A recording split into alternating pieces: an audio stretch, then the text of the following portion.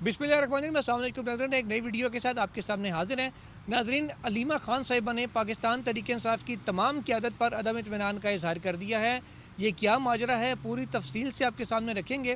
اس کے علاوہ supreme court of Pakistan میں پہلی بار عمران خان کی ہیلتھ گراؤنڈز کے اوپر اسپتال منتقلی کی باضابطہ درخواست دائر کر دی گئی ہے۔ یہ لطیف کھوسہ صاحب کی جانب سے دائر کی گئی ہے۔ اس کے اندر مدعا کیا کیا اٹھایا گیا ہے، بنیاد کس کو بنایا گیا ہے، وہ آپ کے سامنے رکھیں گے۔ اور سب سے بڑی بات، یہ فکس کب ہونے جا رہی ہے، اس حوالے سے خبر آپ کے ساتھ شیئر کریں گے۔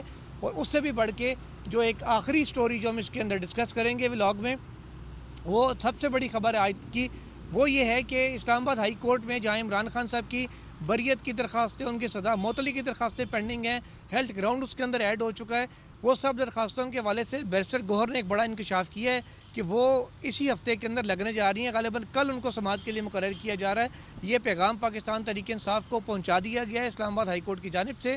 ذرا ان ایشوز کے اوپر ڈسکشن شروع کرتے ہیں۔ آغاز میرا خیال ہے کہ علیمہ خان صاحبہ سے کریں، پھر عدالتوں کی طرف آتے ہیں۔ علیمہ خان صاحبہ نے کہا ہے کہ پارٹی قیادت کو انہوں نے ایک سائڈ پہ کر دی ہے اور کہا ہے کہ عمران خان صاحب کی ہیلتھ کے معاملے پہ جو بھی کرے گی فیملی کرے گی۔ تو لگتا ہے آپ کو متی صاحب کہ کہیں ان کو اس بات کا گمان ہے یا ان کے ذہن میں کوئی بات آئی ہوئی ہے کہ پارٹی قیادت شاید کہیں بار بار محسن نقوی صاحب کے ساتھ ان لائن ہو کے تو شاید وہ مطلب کچھ اسپتال منتقلی میں یا کسی ایسی چیز میں کوئی بات پہ ایگری ہوں جس میں شاید فیملی کی اس طریقے سے پریزنس نہ ہو یا فرسٹ فیز میں ایٹ لیسٹ نہ ہو؟ کیا یہ ان کے مائنڈ میں خدشہ ہے یا کیا ہے؟ دیکھیں ذوالقرنین، پہلی بات تو یہ ہے کہ میں پریس کانفرنس میں موجود تھا اور میں نے اس حوالے سے ڈائریکٹ کویسچن بھی کیا ان سے، اور میں جو ان کی پریس کانفرنس سے بات کو سمجھا ہوں کہ انہوں نے اپنی پارٹی پہ عدم اعتماد کا اظہار بالکل نہیں کیا۔ انہوں نے بطور ایک فیملی ممبر، بطور ایک بہن، انہوں نے کہا کہ مجھ پہ یہ الزام لگایا جاتا تھا کہ میں پارٹی میں اختلافات پیدا کرتی ہوں یا تقسیم پیدا کر رہی ہوں، یا یہ بھی ایک تاثر تھا کہ شاید وہ کوئی گروپ بندی ہو رہی ہے یا پارٹی پہ کنٹرول کا۔ تو انہوں نے کہا کہ میں ایک بہن ہوں، میں عمران خان کی فیملی ہوں، اور عمران خان کی ہیلتھ کے حوالے سے، علاج معالجے کے حوالے سے بات کرنے کا حق، اجازت دینے کا حق پہلا میرا ہے، کسی سیاسی لیڈر کا نہیں ہے، نہ ہی پی ٹی آئی کا ہے۔ تو انہوں نے یہ کہا کہ ان کو یہ گلہ ہے کہ barrister Gohar Ali Khan chairman P T I اور دیگر لیڈران جو جا کے ڈاکٹروں سے ملتے رہے ہیں، نہ تو کبھی انہوں نے مجھے اعتماد میں لیا ملاقات سے پہلے، نہ بعد میں آ کے بتایا کہ کیا ڈسکشن ہوئی۔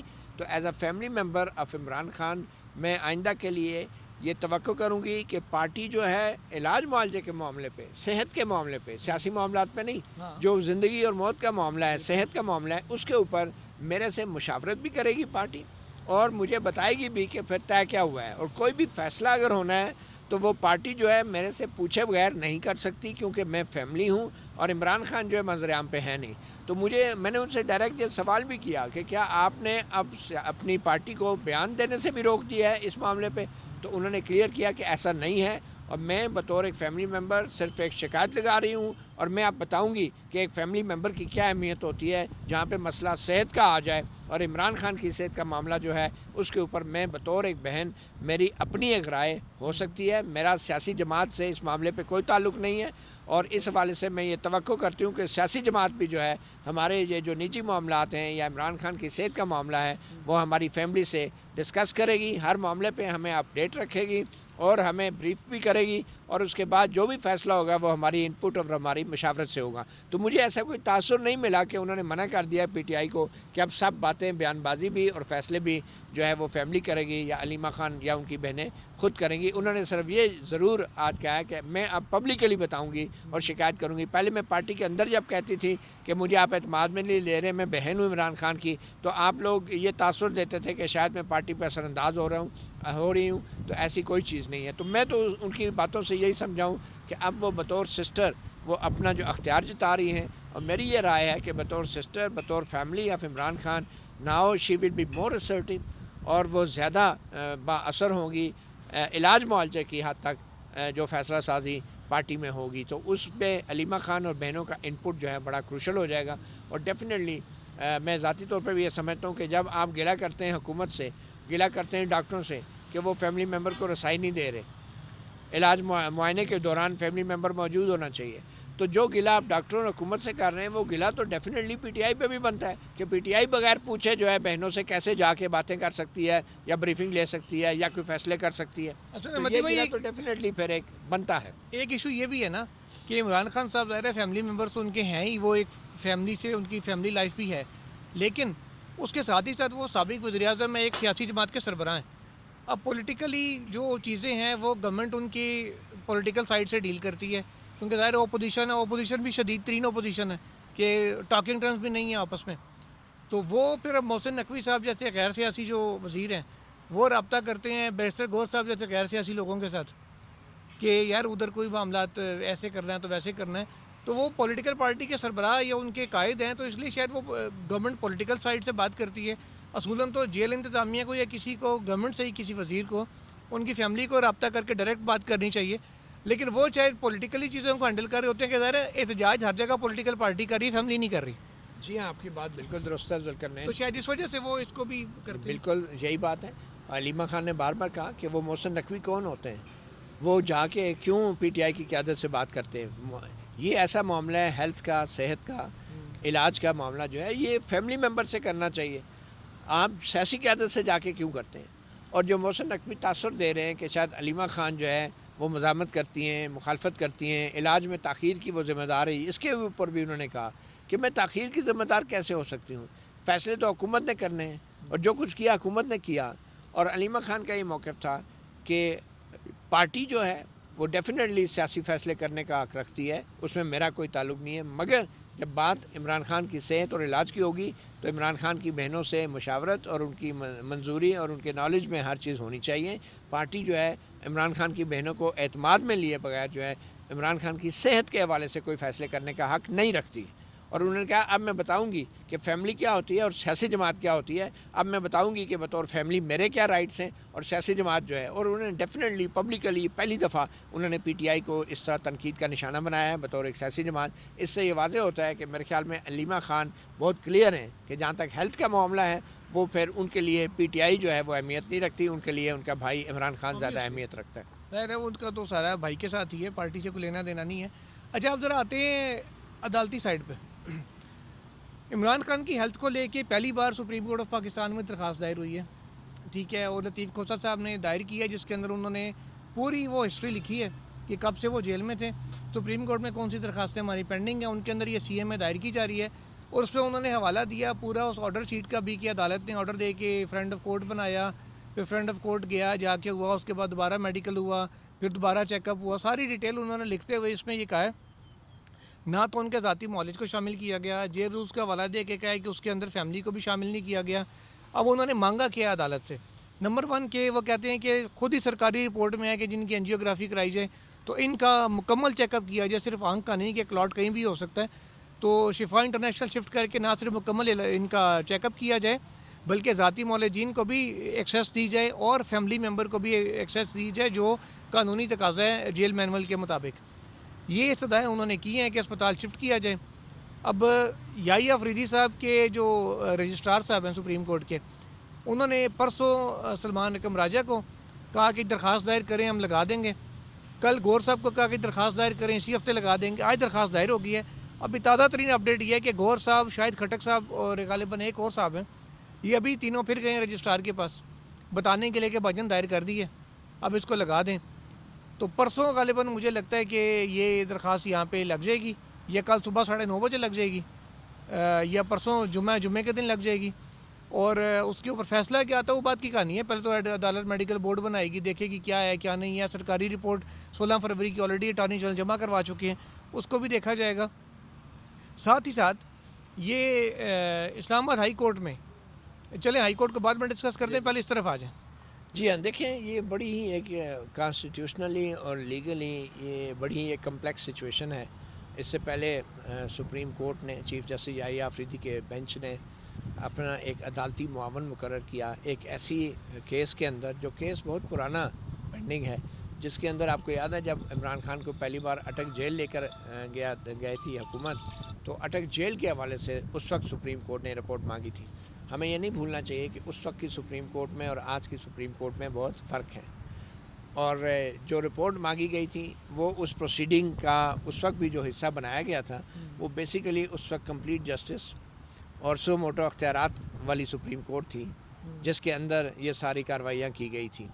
تو اب اگر سپریم کورٹ یا چیف جسٹس یحییٰ آفریدی کوئی ایسا حکم پاس کرتے ہیں تو اس میں حکومت کی طرف سے مجھے خدشہ ہے کہ قانونی طور پہ مزاحمت کی جائے گی اور اس مزاحمت کی شکل جو ہے وہ ایسی ہو سکتی ہے کہ جس میں وفاقی آئینی عدالت بھی انوالو ہو سکتی ہے اور اٹارنی جنرل جو ہے میرے خیال میں وہ اتنی آسانی سے سپریم کورٹ کو کنسیڈ نہیں کرے گا کہ یہ سپریم کورٹ کوئی ایسا حکم جاری کرے کہ جو حکم پہلے والی سپریم کورٹ کر سکتی تھی 27ویں اور 26ویں ترمیم سے پہلے والی. تو اب ٹھیک ہے, عدالتی معاون کی جو رپورٹ ہے اس کے اندر بھی جو ریکمنڈیشن دی ہے سپریم کورٹ کے عدالتی معاون نے, بیرسٹر سلمان صفدر نے باقاعدہ ریکمنڈیشن دی ہے کہ ان کو ہسپتال میں ان کو باقاعدہ علاج کرنے کے لیے منتقل کیا جائے اور ان کا پراپر ٹریٹمنٹ ہونا چاہیے اور ان کے دیگر طبی معاملات کا بھی معائنہ ہونا بہت ضروری ہے اور یہ زندگی موت کا ایک فرق ہے. اس میں لکھا ہوا ہے کہ ان کا بلڈ ٹیسٹ بھی نہیں کروایا گیا 2 تو سال سے. اب میرا یہ خیال ہے کہ اب جو سی ایم اے فائل کی گئی ہے اس سی ایم اے سے زیادہ وہ جو عدالتی معاون کی رپورٹ ہے اس کے اوپر مزید کارروائی کی جا سکتی ہے. گو کہ عدالتی معاون کی رپورٹ کے اوپر معاملہ ڈسپوز آف آلموسٹ کر دیا گیا تھا اور کہا تھا کہ حکومت نے کنسیڈ کر لیا ہے, ایشورنس دلائی ہے. تو اب مجھے لگتا ہے کہ سپریم کورٹ جو حکومتی اقدامات ہیں ان کو ٹیک اپ کرے گی کہ اس عدالتی معاون کی رپورٹ کے بعد حکومت نے جو ایشورنس دلائی تھی وہ کس حد تک معاملات پورے ہوئے ہیں اور پھر سپریم کورٹ یہ فیصلہ کر سکتی ہے کہ وہ جو ایشورنس دلائی گئی تھی وہ ایشورنس جو ہے وہ عدالتی معاون کی سفارشات کے مطابق ہے یا نہیں ہے. تو وہ عدالتی معاون کی جو رپورٹ ہے وہ بڑی بنیادی حیثیت رکھتی ہے اس سی ایم اے سے زیادہ. اس پہ سپریم کورٹ ایک فالو اپ آرڈر بھی دے سکتی ہے جو اسپیسیفک ریکمنڈیشن تھی. وہ جو گورنمنٹ کی اپنی رپورٹ 16 فروری کو جمع ہوئی ہے جس میں کہا گیا کہ جی انجیوگرافی کریں. ایگزیکٹلی. تو میرے خیال میں اس کو بھی بنیاد بنا کے سپریم کورٹ ڈیفینیٹلی حکومت سے کہہ سکتی ہے. مجھے لگتا ہے چیف جسٹس یحییٰ آفریدی صاحب کا وہی اپروچ ہوگی کہ جی اٹارنی جنرل صاحب وہ کہیں گے جی ہماری ذمہ داری ہم کر لیں گے. تو پھر وہی پہلے کی طرح اٹارنی جنرل کی ایشورنس کو بنیاد بنا کے سپریم کورٹ اس معاملے کو آگے لے جا سکتی ہیں. لیکن یہ جو سی ایم اے ہے اس کے اوپر کوئی ڈیسیژن کرنا میرے خیال میں یہ بڑا ڈیفیکلٹ ہو جائے گا کیونکہ اس میں اور کوئی ٹیکنیکل ایشوز بھی آ سکتے ہیں. مگر ڈیفینیٹلی سپریم کورٹ کو اب جو ہے عمران خان کی صحت کے حوالے سے کوئی واضح پوزیشن لینی پڑے گی اور چیف جسٹس یحییٰ آفریدی پہلے کی طرح یہ نہیں ہوگا کہ وہ عدالتی معاون کی رپورٹ بھی پوری نہ پڑھنے دیں کمرہ عدالت میں کیونکہ اب تو وہ پبلک ہو گئی ہے. اب اس رپورٹ کو میں سمجھتا ہوں وقت آ گیا ہے کہ barrister Salman Safdar chief justice Yahya Afridi کے بینچ میں کھلی عدالت میں وہ رپورٹ کو پوری طرح پڑھیں اور اس رپورٹ کے اوپر سپریم کورٹ یا چیف جسٹس یحییٰ آفریدی کوئی کارروائی کرے. چلیں دیکھتے ہیں. ویسے تو جو تازہ ترین اطلاعات پم سے ہیں نا وہ یہ ہیں کہ خان صاحب کے L F T R F T اور ان کا جو لپڈ پروفائل وغیرہ ہوا تھا تو باقی ساری چیزیں ان کی white blood cell count, red blood cell count یہ اور آلموسٹ ساری چیزیں ٹھیک تھیں. جو ان کا کولیسٹرول لیول ہے وہ تھوڑا سا ہائی ہوا تھا. ہاں تو لگتا ہے کہ ان کو شاید کوڑے کھا رہے ہیں وہ بھی ہماری طرف افطاری میں. اب معلوم نہیں ہے کیونکہ رمضان کے اندر عام طور پہ کولیسٹرول لیول کا ایشو ہو جاتا ہے اور ایج بھی کافی ہے ان کی لیکن پھر بھی ماشاءاللہ سے بڑے فٹ ہیں. اور یہ دیکھنے کی بات ہے کہ یہ جو لیب رپورٹس آئی ہیں عمران خان کی اگر نواز شریف صاحب اور زرداری صاحب کی لیب رپورٹس پبلک ہو جائیں تو پھر آپ کو لگ پتہ جائے گا کہ کون کتنا فٹ ہے اور کون کتنا آگے تک جا سکتا ہے. ایگزیکٹلی. اچھا اب اسی میں ساتھ اسلام آباد ہائی کورٹ آئے صبح سہیل آفریدی صاحب, سلمان اکرم راجہ صاحب اور یہ باقی لوگ گئے تو صبح کے پی کے منتخب وزیر اعلیٰ کروڑوں عوام کے نمائندے وہ عدالت میں انہوں نے کہا جی ویسے تو باہر تو ملتے نہیں ہیں چیمبر میں چیف صاحب. عدالت میں روسٹم پہ وہ گئے, جا کے کھڑے ہو کے سلام کیا تو ڈوگر صاحب نے ان کو جواب تک نہیں دیا اور دیکھا کہ یہ آئے ہیں اور اٹھ کے چلے گئے. اس کے بعد گیزو آفریدی صاحب نے گلہ بھی کیا غیر کم از کم میں سلام کا جواب بھی نہیں دیا کہ بات سننا تو دور کی بات ہے. اس کے بعد پھر اب یقین دہانی کروائی گئی ہے کہ جی کل کیسز آپ کے لگ جائیں گے.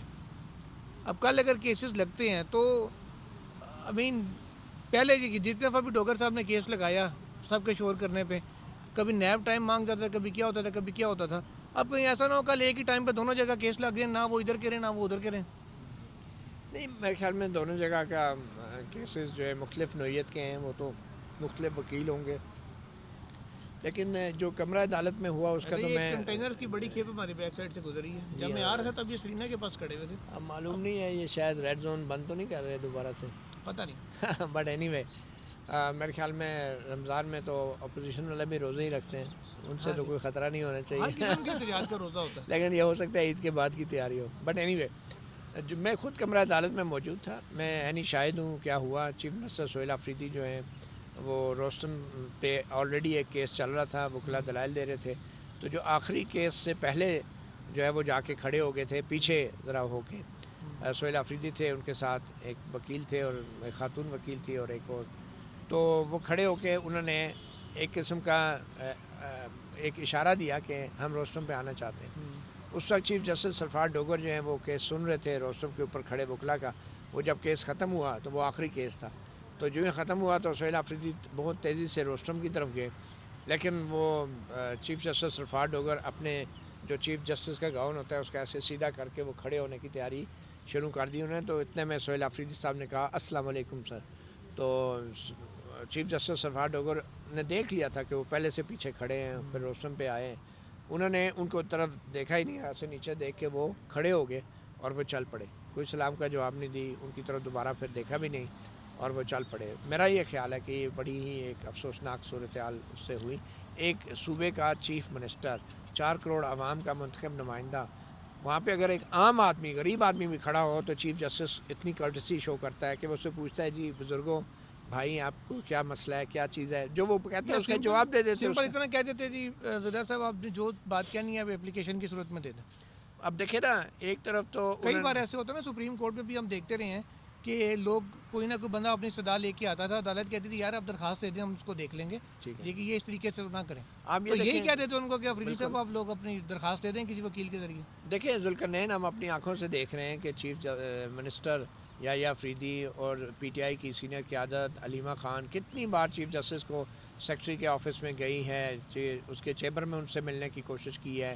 انہیں کہا گیا جی کھلی عدالت میں جائیں, پھر وہ کھلی عدالت میں اسی لیے آئے تھے کہ بھائی چیمبر میں ملنا مناسب نہیں ہے, وہ مانتے نہیں ہیں. کھلی عدالت میں گئے تو ادھر بھی جناب چیف جسٹس صاحب اٹھ کے چلے گئے. تو بندہ جائے تو کدھر جائے, نہ آپ کیس لگا رہے ہیں, نہ اپیلیں سن رہے ہیں, نہ کوئی فیصلے کر رہے ہیں, تو بندہ کدھر جائے پھر. تو یہ میں سمجھتا ہوں بڑی افسوسناک ایک صورتحال آج پیدا ہوئی ہے. مگر اچھی بات ہے جیسا کہ آپ نے کہا کہ اب میرے ذرائع یہ کہہ رہے ہیں کہ سیکرٹری ٹو چیف جسٹس سرفراز ڈوگر جو ہے سیکرٹری, انہوں نے کہا کہ کل آپ کی اپیلیں جو ہیں وہ لگ جائیں گی. لیٹس سی کیا ہوتا ہے. وہ گور صاحب نے یہاں پہ اناؤنس کیا یہ جی بالکل کہ جناب ہمیں یہ کہا گیا, پیغام دیا ہے کہ کل آپ کی اپیلیں لگ جائیں گی. اب دیکھتے ہیں کون کون سی اپیل لگتی ہے, اور اس میں خالی اپیل لگ کے پہلے کی طرح 2-3 جیسے پہلی دفعہ لگ چکی ہیں, صدام متلی کی ہوا کچھ بھی نہیں, اور پھر تاریخ بھی نہیں ملنی. تاریخ بھی نہیں ملنی. وہی ہوتا ہے, یا آپ کی بار کچھ شاید ہلچل مچ جائے. دیکھتے ہیں آنے والے دنوں میں, اسپیشلی کل کیا ہوتا ہے. اگلے 48 گھنٹے پڑے ہیں میں اس حوالے سے, ہائی کورٹ اور سپریم کورٹ دونوں کو ملا کے, اور اس دفعہ کا جمعہ دیکھتے ہیں کہ کس کے لیے اچھا ہوتا ہے, کس کے لیے بھاری ہوتا ہے. اب تک کے لیے اتنا ہی ناظرین, اجازت دیجیے, اللہ حافظ.